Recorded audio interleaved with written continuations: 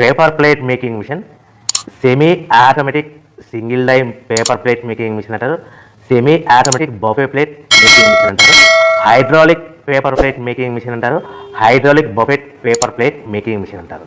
So మనం ఈ machine కొనుక్కున్న తర్వాత దీనికి వచ్చే 1 HP మోటార్ని మనం ఇంటి కరెంటు మీటర్ కాకుండా దీనికి సపరేట్గా commercial category to single phase metre తీసుకోవడం వలన భవిష్యత్తులో ఎలక్ట్రిసిటీ డిపార్ట్మెంట్ నుంచి మీకు ఎలాంటి ప్రాబ్లమ్స్ ఉండవని మంచి సలహా ఇస్తున్నాను, పాటించవలసిందిగా కోరుతున్నాను.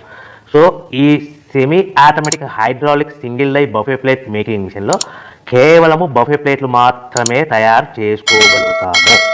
ఈ మిషన్లో కేవలం మందం లవ్ దొడ్డు ప్లేట్లు మాత్రం బఫే ప్లేట్ తయారు చేసుకోగలుగుతాము. సో ఈ మిషన్లో ఎలాంటి టిఫిన్ ప్లేట్లని, డోనా కప్పులని, ప్రసాదం కప్పులని, స్నాక్స్ ప్లేట్స్ అని, టీ కప్పులని తయారు చేసుకోలేమని మీకు అందరికీ సలహా ఇస్తున్నాను.